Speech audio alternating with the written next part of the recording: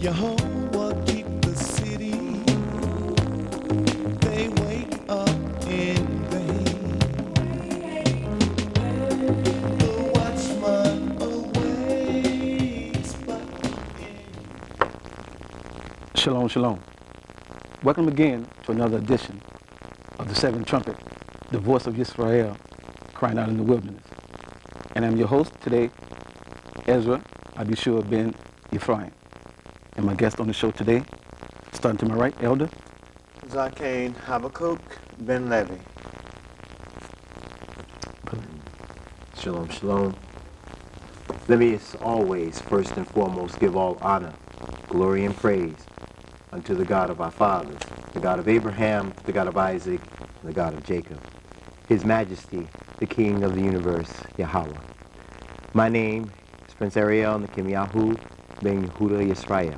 Shalom Aleichem. Now let's get started. Once again, topic, reparation and repatriation. Is it due to the descendants of slaves that were brought here from the West Coast who are of Hebraic descendancy? First, I want to touch real quick, brothers, on the hypocrisy of the United States and democracy, as it's so-called, practiced here in the United States. United States claim to be the leaders, the forerunners of democracy, freedom, equality, and justice for all. Mm-hmm. And when there's a nation that practice, as they call it, tyranny, extortion, oppression, Imperialism. Imperialism, right, of its own people, the United States step in and bomb this country like Saddam Hussein in Iraq. Correct. But the same people, the United States government, also practice a form of tyranny, oppression, and hypocrisy upon the people, our descendants, our ancestors, so-called African Americans.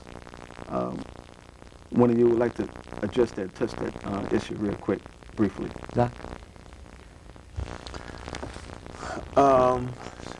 So I take it we're talking about that which was in fact committed against the children of Hebraic ancestry that you are talking about were brought here through forced servitude. That's correct. Or slavery. Exactly. Am I correct? Okay, now I guess the question that arises again is a need to put that in a formal context, you know, so that it would not be merely, just, I guess the word just pouting off, or, we wouldn't appear to be loose cannons, but again, my concern that, that continue to address the issue of taking a legal approach, an appropriate approach to in fact address this issue. Mm-hmm. Of these things which could, in all, for all practical purposes, be merely allegations. And so again, I think it would be beneficial to our viewing audience once more to just really understand just how much criteria, legally and morally, and and every other aspect, can actually be substantiated. Absolutely. I mean, may I? Yes, please.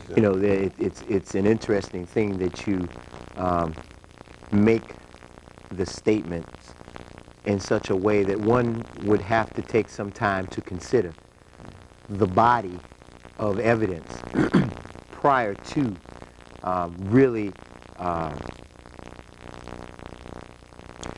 prior to going into the whole level of what is contained and what actually occurred to us as a people.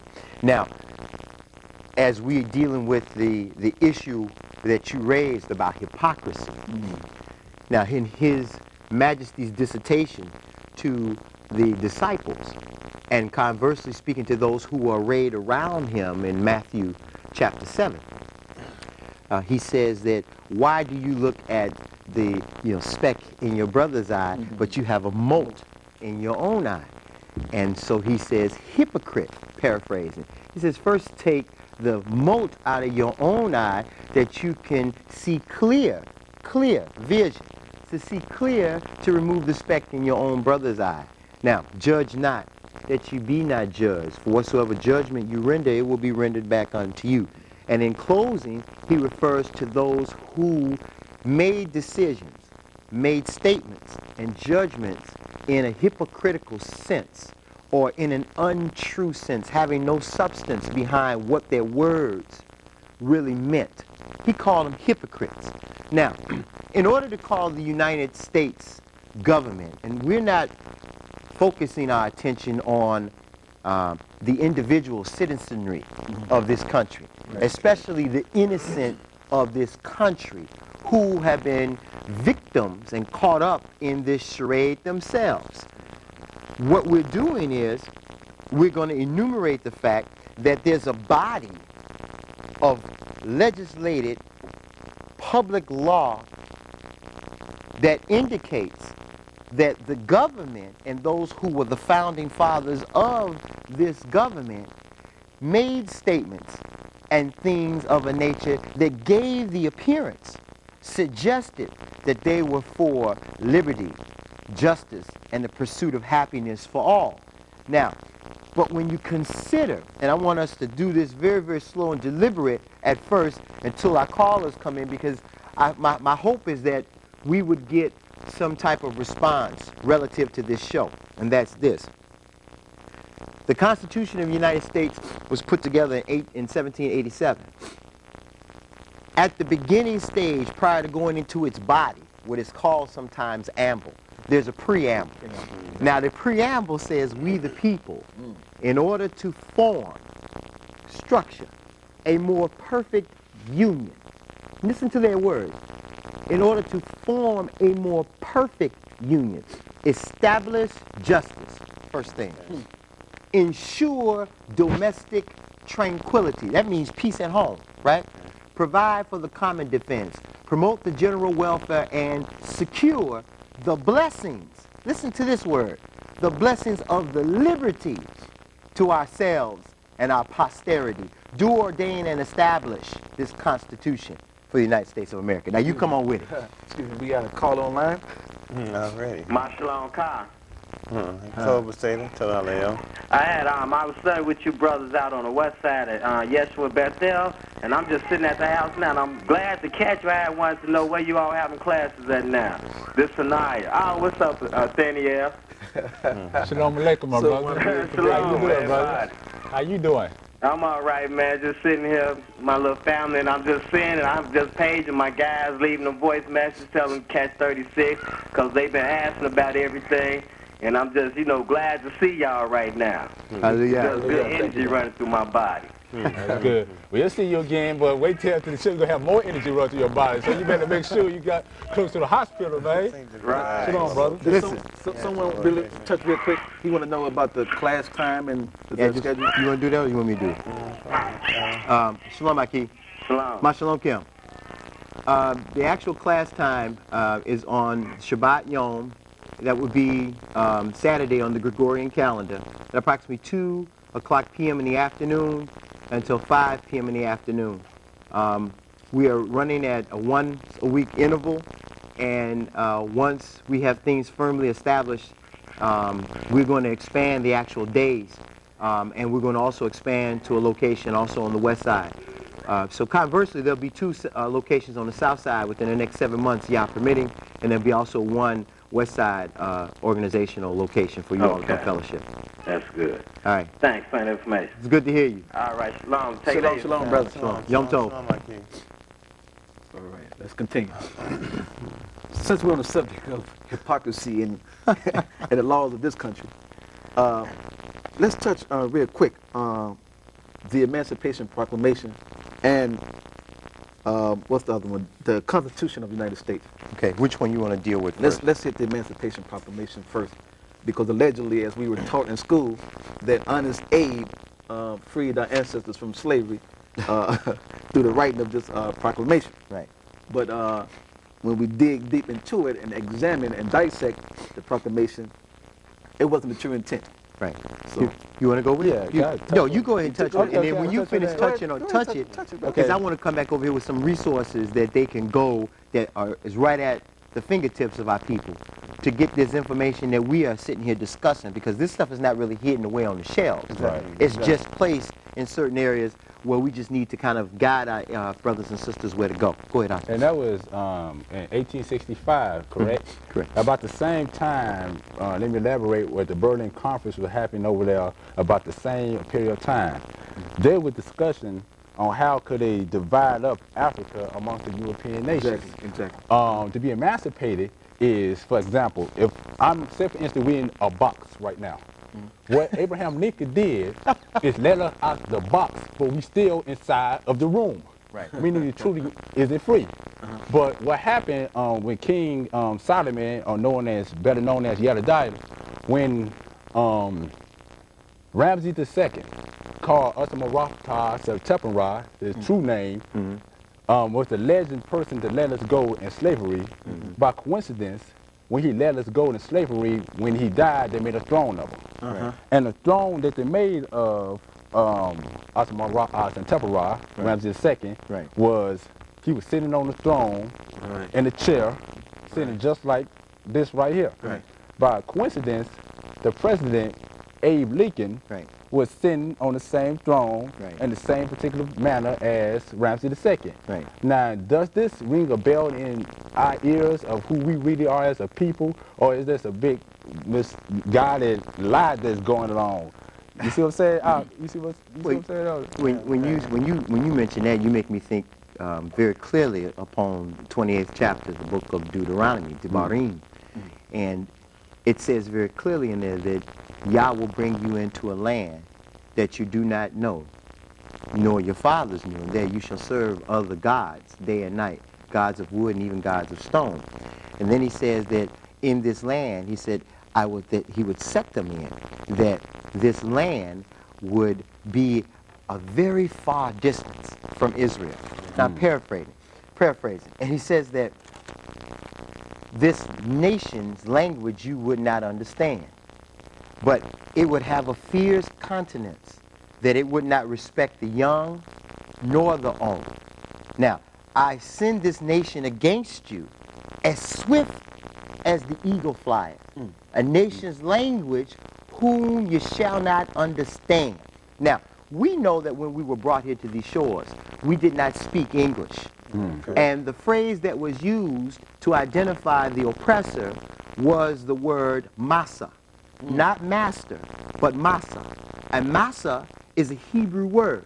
And matter of fact, one of the very first places you can find it is in Genesis chapter 25, where it identifies one of the sons of Keturah and Abraham, our father. But the word masa means burdener or oppressor. Now, let's connect this together. Go ahead.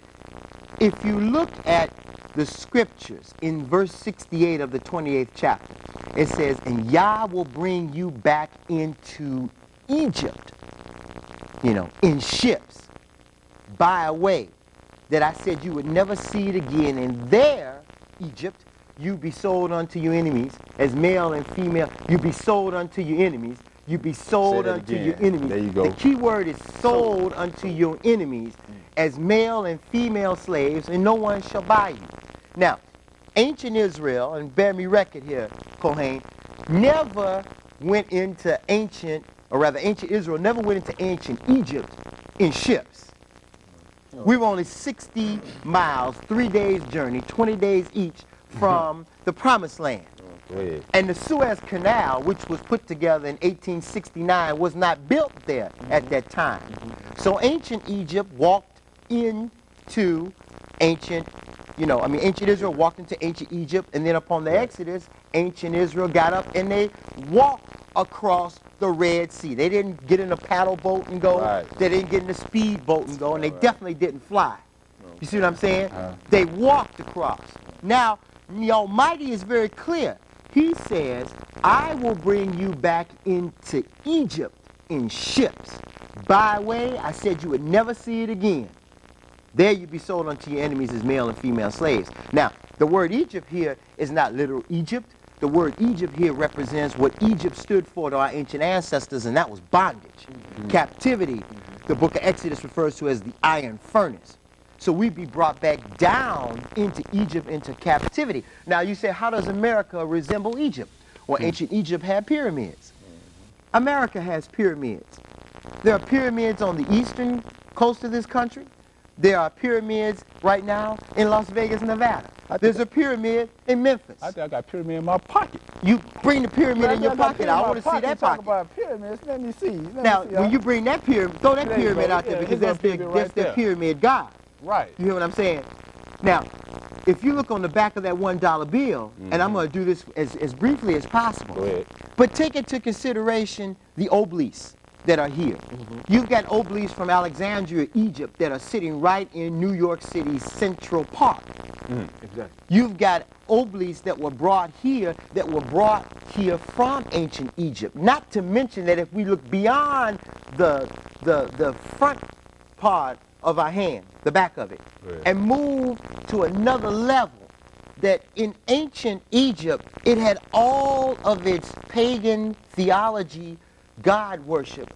And if you look at the world has embraced the ideology of all these pagan gods.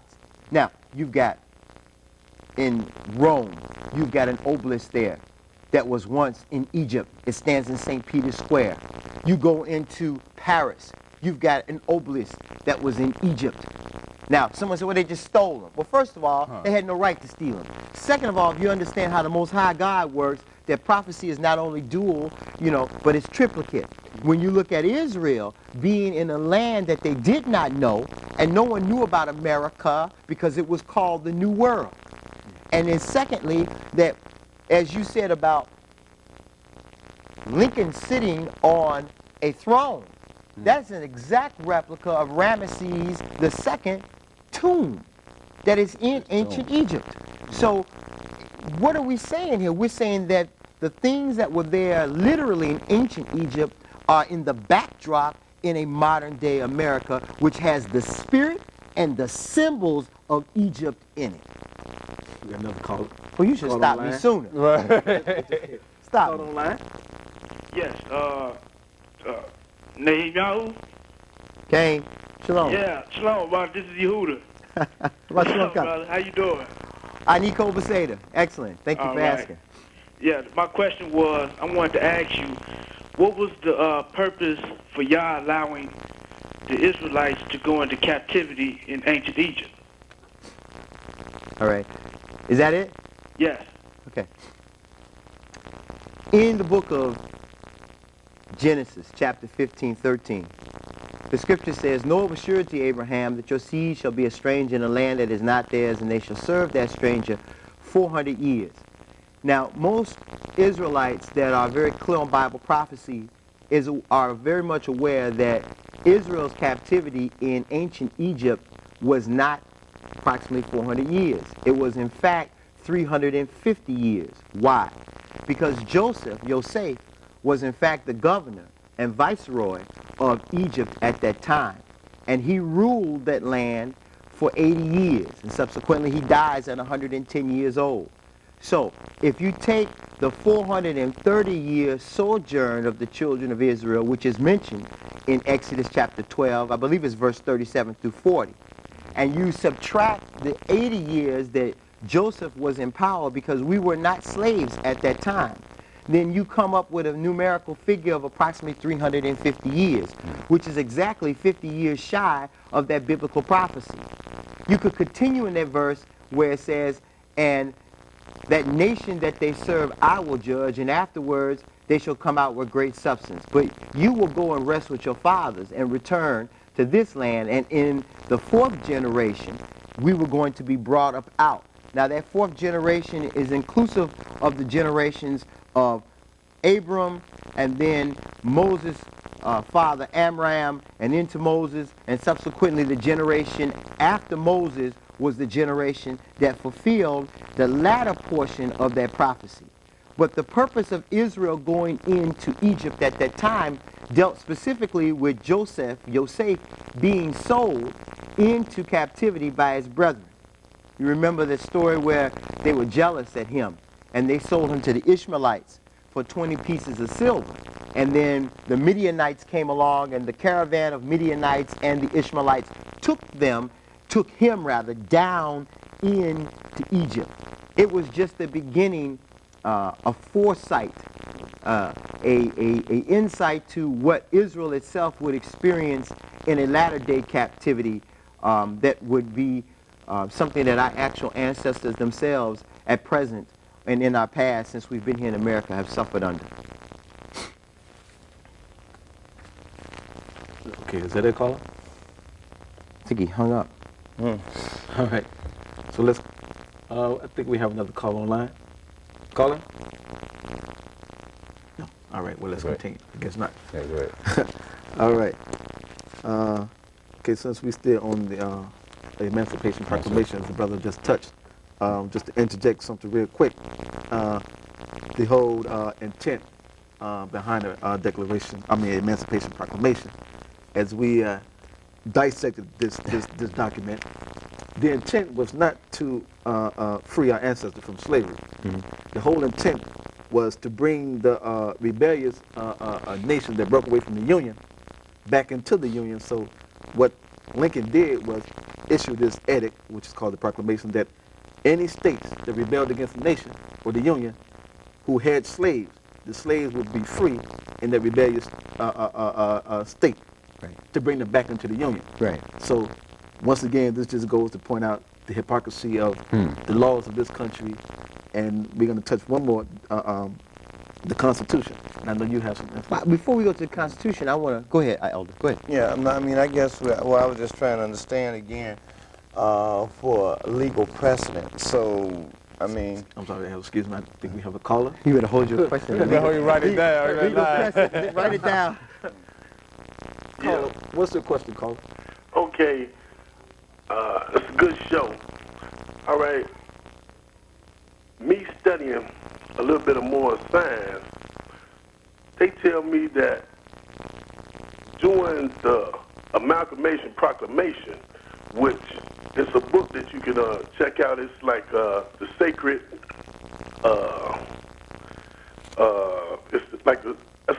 it's a book about all religions, but it talks about the founding of it. And within that book, it says that the Gettysburg speech or whatever really is not the Gettysburg speech. Now, it's supposed to be more than just the 13th Amendment is three or four lines, 2 or 3 lines, right?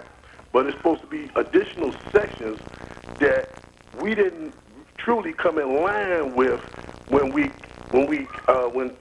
Lincoln passed the slavery, when he got the bill passed.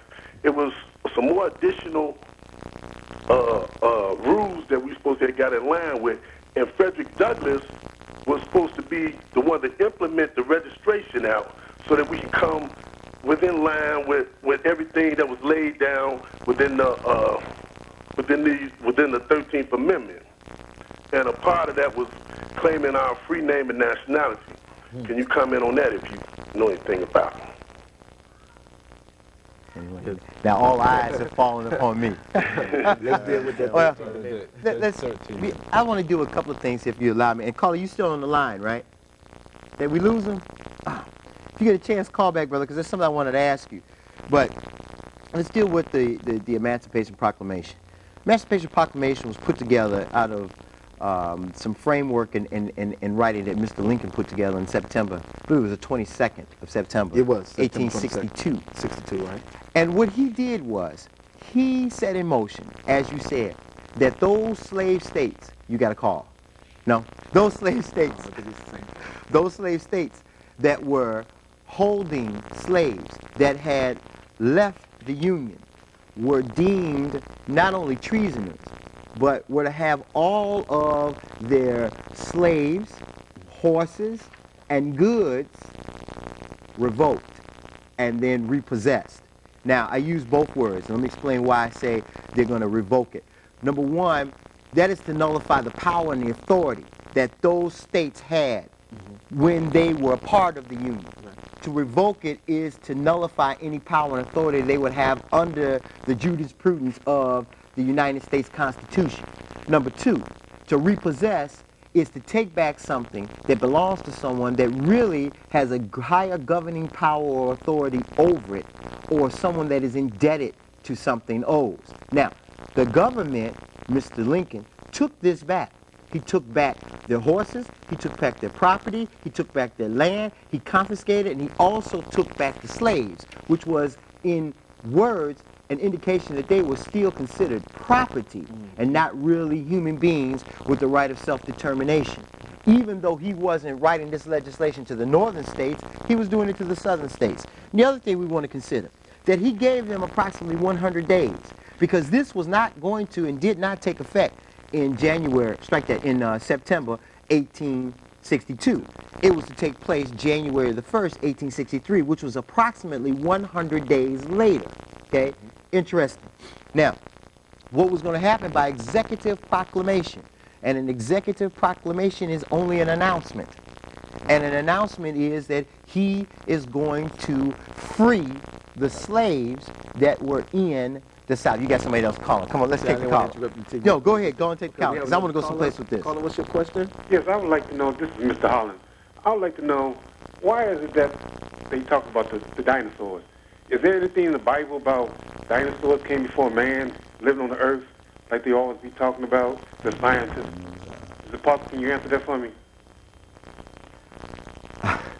Well, and I'm not sure if our caller is aware of what the topic of the show is, but the actual topic of this show is reparations, repatriation, and restorations. But I'm sorry, Dan. No, that's all right, but let me answer this for you as quickly as I can, and I submit that you should go and look for this yourself. Okay. In the first chapter of the book of Genesis, in day 5, it talks about great sea creatures and great whales being created by Yahweh. When you look that word up, great sea creatures in Hebrew, it refers to the word Tanaim. And Tanaim is akin to the Latin word dinosaur. And those actual beasts or creatures prefigured man's creation on day 6. So once we do the actual biblical evidence, and you also find in Isaiah 44 and in the book of Job another creature that has its origin in the Tanaim known as Leviathan. And so those creatures that the scientists say, they were here on Earth and man came from dinosaurs. Man did not come from anything but the creative power of the Most High God. Dinosaurs themselves were created, and subsequently through a process of time, like everything else does, it evolves. The word evolving frightens some people, but evolving simply means to change. And so my humble suggestion to you, my brethren, is that you go and you look that up, get yourself a very good Strong's Concordance, and look that up in the Hebrew and see what the actual original word was there. Okay, thank you. You're welcome. Have a good day. Ain't divine. Thank you, brother. Do we have another caller? Hello? Hi, how you doing, caller? Yes, I was calling to ask a question about, and it's about reparations, but it's also about Kissinger being summoned to the UN. And I know I've been watching your program, and I'm so glad you guys come on, because you're very informative, and I'm just sitting here learning a lot. I watch you every Tuesday, but I wanted to know what you thought about summoning Kissinger to the UN, and also the summon power of the UN to bring the United States up before trial for reparations and other reasons. Thank you. You're welcome, sister. Excellent question. Yeah, that was a good question. Which one of you all want to take a stab at that one first? That's an excellent question. And she's got to, and let's make sure we answer every point of her question. As far as Kissinger being summoned into the UN, I don't know whether he still works in an official capacity, for the United States. So, I would really be limited in my knowledge of him in particular, but the other, also I'll pass on to you. Well, thank you. Toda. Can we answer this? Well, not say quickly, but I think we have another caller. Well, let's answer this and address her question and get a response to the sister, and then we'll take the next caller. Elder, are you complete on what you were saying?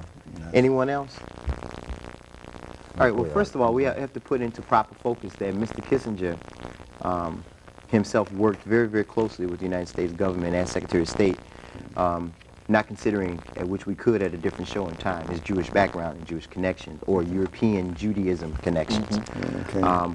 Quite frankly, we must be mindful of the fact that there is a great disturbance going on at present in the land of Haaretz Yisrael.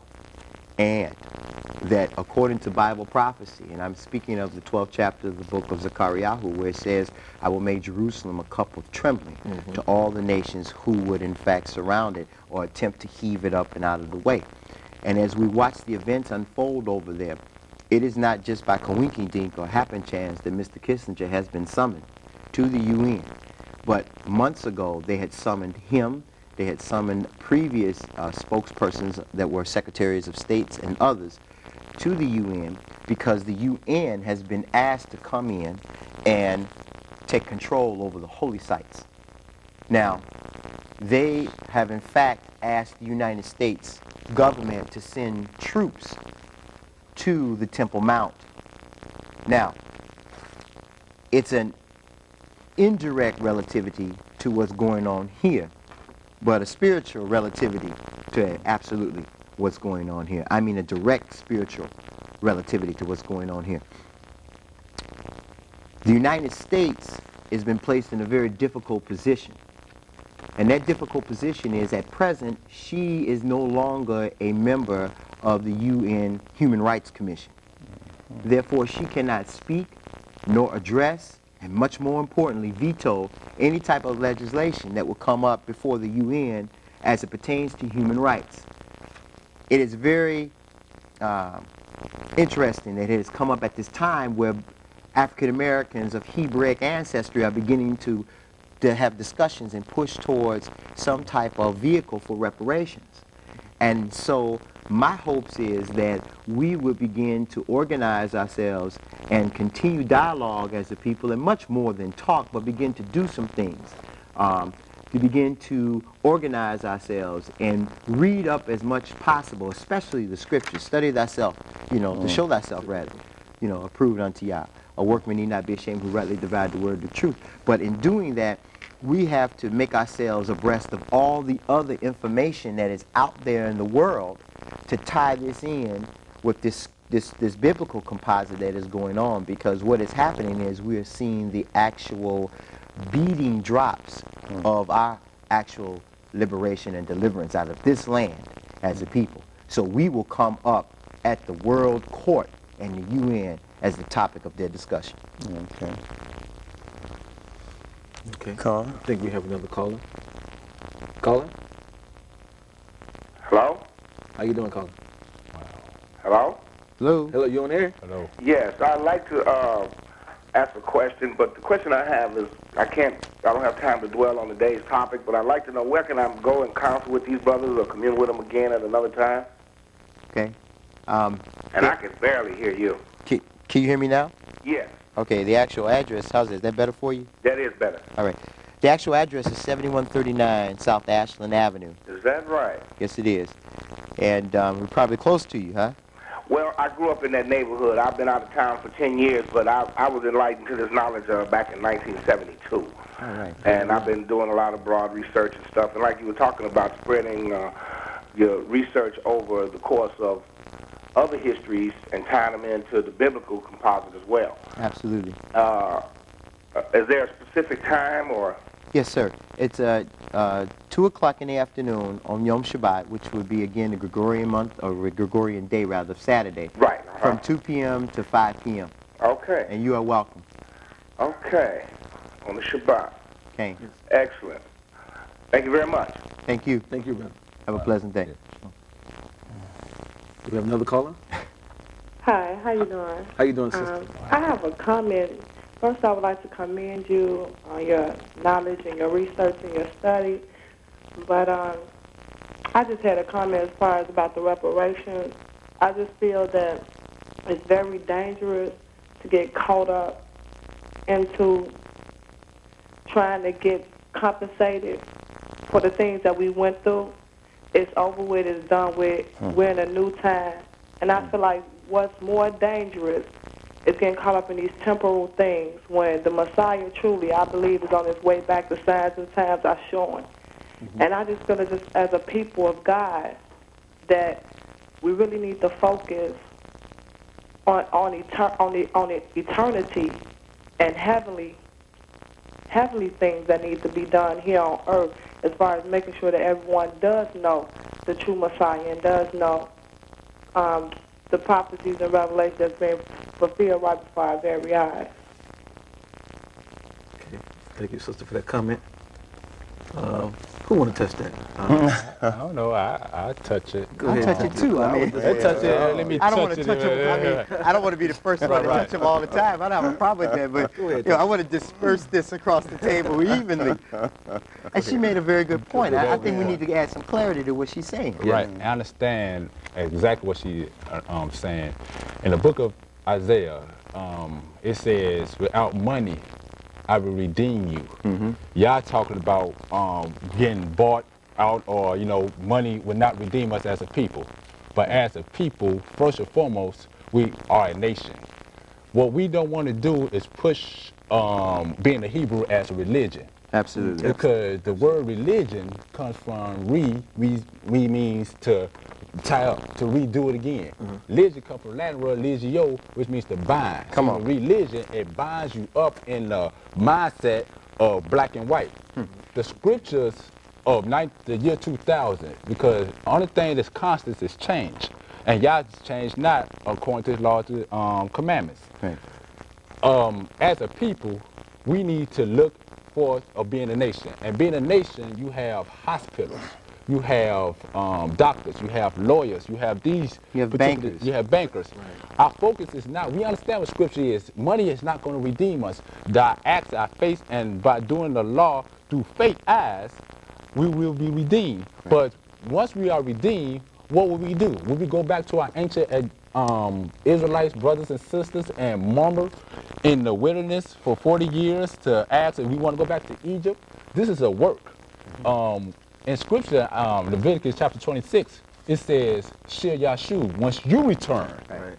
Meaning once you do an action and go back the correct way, Yah will take the next step. Then guess who's going to take the step after that? You do. Right. And then you got to keep on walking to this promised land. So the focus not is on money, but be wise as a serpent and harmless as a dove. Sister, if you can feel my spirit, because you don't want to reveal everything on television, feel the spirit of the show. And you'll come up with a great clarity. Anybody else want to touch upon that? Can I just say something real quick? Real quick. Go ahead, say quick, man. Quick is like this. Just get some more clarity to the sister to understand that, as my brother was mentioning, it's not all about money. Right. Money is not the aspect.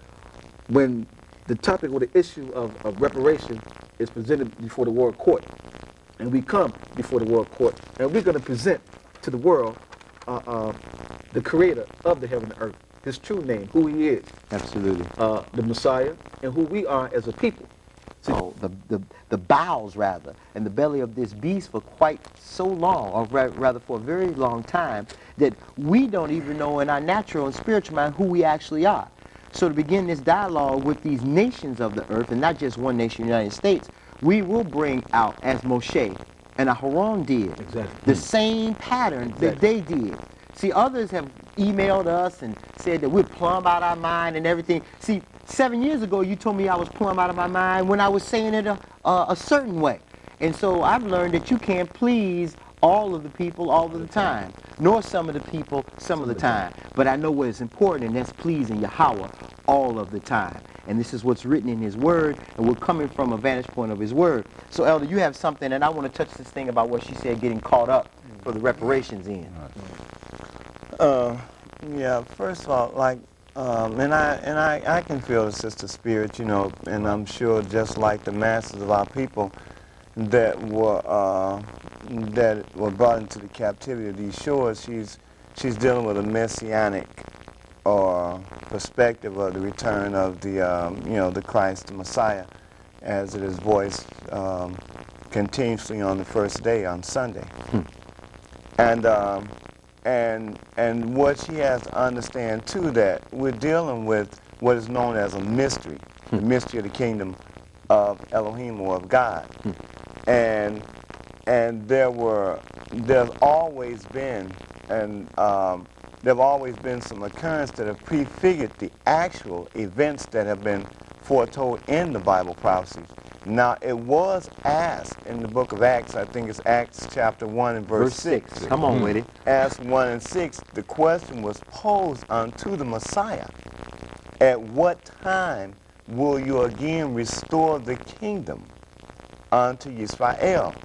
And so when we understand that, dealing with the biblical prophecies in the book of Daniel especially, it talks about 4 kingdoms. Okay? And then it talks about the coming of the kingdom of the Messiah. And this is what we oftentimes don't want to take in consideration. There is a part, there's a role that each and every individual citizen of this kingdom have been employed, as our brother Shaul has spoken in one of his references, that we were co-laborers with the Messiah. So it's not that we are here just, pity-pattying or just, involved in our own little, our own little undertaking or anything like that. But we too haven't been endowed with the power from on high. Our master builder, we are co-laborers along with him in the actual coming of those events that were spoken of in the prophecy. So it's not that we're just here. I'm saying, those things which much of it might not be clear unto you presently, but but if through your continue to follow along with us, then prayerfully a lot of those things that were once cloudy unto you will be made clearer as you see these things unfolding right here in your lifetime. I might interrupt you. I think Quick, we have take the another caller. Take the caller. Caller? Hello? How you doing? All right, yeah, this is Yehuda again. You answered my question part of the way, but I was trying to get another understanding about, and I was asking about the purpose of why Israel went into Egypt, ancient Egypt, in the first captivity. And because I understand that the reason why we was put into this captivity because of our disobedience and other captivity. But I want to know that also connecting with the reparation issue is, okay, you say that we will not be bought far as with money is concerned, but say about the Hebrew that's over there in the land now.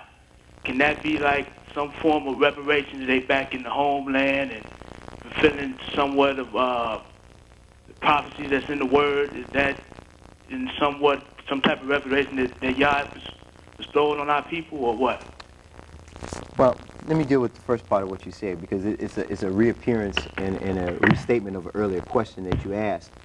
And again, because of what the content of the show is intended to be, the greater matter of what the content is intended to be is where we want to steer the show based upon those who have tuned in and so on and so forth.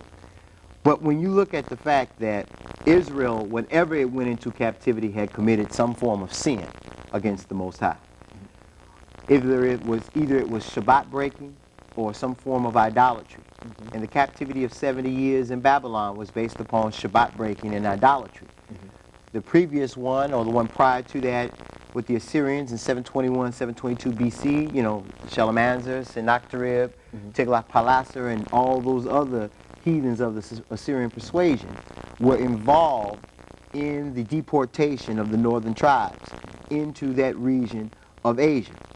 You follow that up all through after Babylon into the Medo-Persian Empire, and then subsequently Greece and Rome.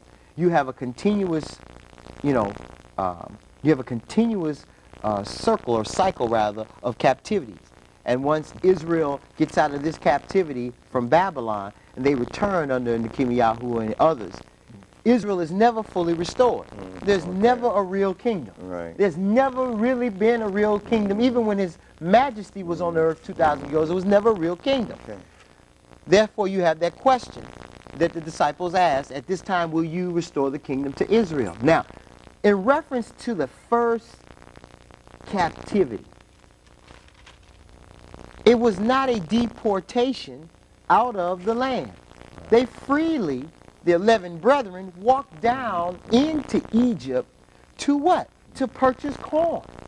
Am I right? Right. Okay. Now I'm going here, but see, I didn't want to go there with that the first. But see, now there was a plan of the Almighty there. Okay. Even though his brothers, Yosef's brothers, out of jealousy, envy, and hatred, sold him to the enemy for 20 pieces of silver and wanted nothing but death to befall him, except for one intervened and said, let's not slay our brother, let's sell him into slavery. Seems real similar to me to the captivity that we were brought here into also. But more importantly, when Yosef is having a conversation with his brethren, he tells them, you intended it for evil, but Yah intended that captivity for good, for us to have a posterity saved amongst our people on the earth. So that purpose of that captivity was for our posterity to be preserved, because all the land of Canaan was rocked with some form of famine for 7 years. You know that scripture over there in Genesis 40 all the way to 47 gives the history of why Israel, the 70 in number, was necessary for them to go down into Egypt. And in reference to that captivity, or rather in reference to that slavery, in Exodus 8:1, I believe it is, it says, now there arose a new Pharaoh that did not know Joseph. There you go. See, so he had no respect of Joseph's person. He had no respect of Joseph's history. He couldn't have cared less about Joseph's ability to, you know, interpret dreams. He said, hey, let's deal with them wisely. There you go. Lest they grow, There you go. multiply, join on to an enemy, watch now, and remember our evils and come against us. And the key verse there is the scripture that says, so let's go and keep them from getting up out of the land. So they didn't want the Israelites to leave then. You see? See, so it sounds like a pattern unfolding here to me. Back to the sister real quick. You got a caller? I think we have a caller. Take the caller. Caller? Shalom. Shalom, brother. Hey, how you brothers doing? I just want to basically commend you brothers. You know, it goes back, reminds me of the scripture. When the cry of the children of Israel went up to the Most High, he really came down to see was it really the cry that they heard. And, you know, and we basically got to cry and spare not, you know, and lift up our voice as a trumpet to get the Most High's attention, because that's what freed our people back in Egypt's time. That's right. You know, and another thing I'd like to share about what the sister said. And see, a lot of people don't believe this thing is going to happen. See, it's not going to be done by man. It's not going to be done physically. This is a spiritual thing that's going on, a spiritual battle. And another thing we got to realize that in this book of Psalms, in the 22nd chapter, it talk about how, you know, it's going to be like a dream to our people. You know, when the Most High God returned our captivity. You know, and a lot of people feel like it's a dream, man. It ain't going to happen. But according to the book of Isaiah, he states that he's going to bring us from out of here, you know, with our silver and our gold. I don't want no money. Give me some silver and gold. I can't do nothing with their paper money. Give me some silver and gold. Pack my family up, we'll leave. So I'd just like to command you, brother, to keep pushing, as we're going to keep pushing this thing over at the Tabernacle Congregation of Prayer, located on Laramie. You know what I'm saying? And so we're going to continue to push this thing. And like I said, it's the cry. We got to continue to cry out and spare not, that our Father may come and deliver us from out of the hells of North of America, where we were scattered, according to our ways and according to our doing. He did that. So therefore, we got to get our hearts right. You know, back lined up with him. You know. And I would just like to thank you, brother. Keep the good work up. Hallelujah. Thank you, so, listen, I was hoping you wouldn't go, but listen real quick, and I want to do this, if I can, with your permission, very quickly, because we got about 10 minutes, and I want to come back to this thing here, and I know we may have another caller, right? Go ahead. Okay, but before we do this, go ahead, he mentioned the Tabernacle of Faith over on Laramie, right, or House of Prayer. And they also, if that's the same Israelite community, are known as the Million Man March headquarters. But I received some information from one of my colleagues that we started together about maybe 10 years ago. And this is his reparation package that he had given me. And it was a study at Berkeley which states that for 40 years, the lost income of so-called African Americans came to $2 trillion. Wow. Can you imagine that? $2 trillion for 40 years. Now, based upon a 400-year figure of free slave labor, we estimate that the cost should be somewhere in the neighborhood of $20 trillion or more. So what we're saying is that there's a lot of excellent information out there pertaining to reparations for our people. We must come to understand that the Hebrew word that is used there, and it's used in the book of Job or Yobab, is timura. It means recompense, restitution, or payback. And we know, just like this brother just said, about getting the silver and gold, Moses was told to go to Pharaoh and says, thus say YaHaWaH, let my people go that they might serve me. And when Pharaoh didn't let Israel go, then they brought Pharaoh into a direct confrontation with the Most High El. You see what I'm saying? Okay. So to my sister, we're not looking for the money. We know there ain't no money in Fort Knox, much less gold. So, but when we leave up out of here, the scripture says you shall possess the wealth of the Gentiles, according to the 60th chapter and 66th chapter of the book of Isaiah. But when we leave up out of here, we want to make sure that we have something tangible.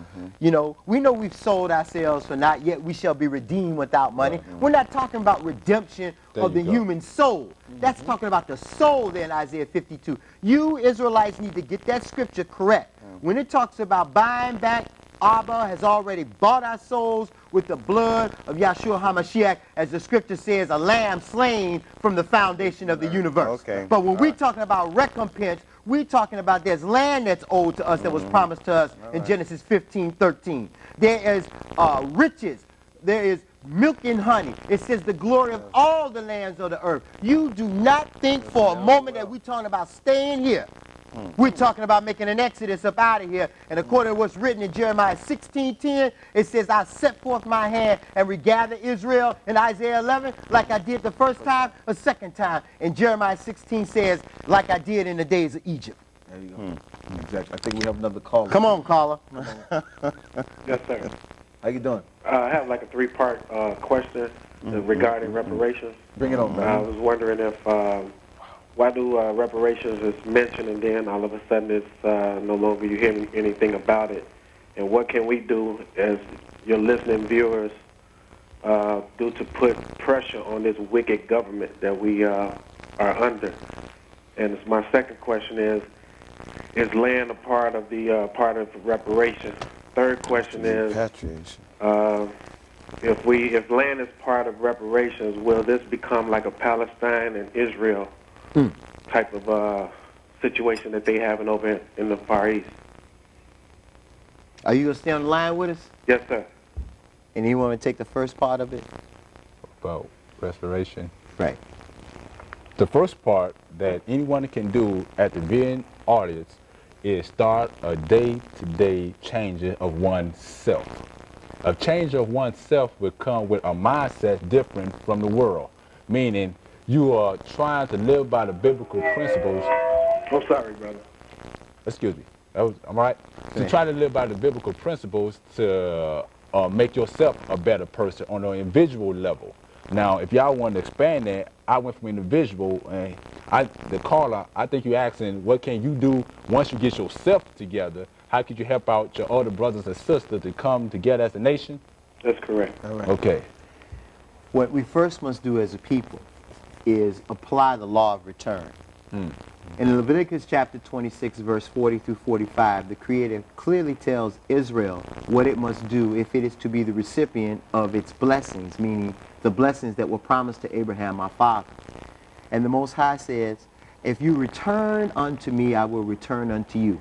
That is not just an individual shoot or return. That is a national. That is an entire nation of our people, the so-called African American of Israelite ancestry scattered throughout the Western Hemisphere. We must turn back to the laws, the commandments, and the statutes of the Most High God, our Father, YaHaWaH. And he says, when you return back to me, I will turn, rather, let me add this, in Deuteronomy 31:2. When you and your children return back to me, then I will turn your captivity. And I'm paraphrasing. When you look at those two scriptures alone, those are the catalysts that will launch us into the world spotlight, and will launch us into national spotlight in front of this nation in a whole different vein than we have ever been seen before as a people, not as a religion, not as a faith, but as a nation of people in captivity. The other thing I wanted to say is that as we push for redress, and I think a lot of our people forget that reparations is mere redress. We are not focusing our attention on the money. We are focusing on redress. The first thing we want is an apology. The apology is the beginning of the reconciliation, if there's ever to be one. Somebody said, well, why would you even remotely pray for America? Well, first of all, many of us have family members here. Right. Many of us have loved ones here. And even those Israelites who are calling down the judgment of the Most High here. The scripture says that at that time in that season, I will surely visit you and perform unto you that good work that I promised you. Why would we call upon the Most High to destroy this nation while we are still here? That is a very foolish and unwise prayer with no disrespect intended. Let us be like Abram and intercede even for Sodom and Gomorrah and find out if it's not 50 or 45 or 40 or 30 or 20 or 10 righteous. Surely there's at least 10 righteous in this country. And what's more important, if we check over in Revelation chapter 7 and Revelation 14, it says that there was a multitude that had no number, that no man could count, that were brought out of the great tribulation, and they were from all nations, tongues, kindreds, and tribes. In closing, I want to place emphasis on this, that the Most High God is not interested in the destruction or of any people. He wants all people, especially Israel, to return to the Most High. Thank you, brother. You welcome.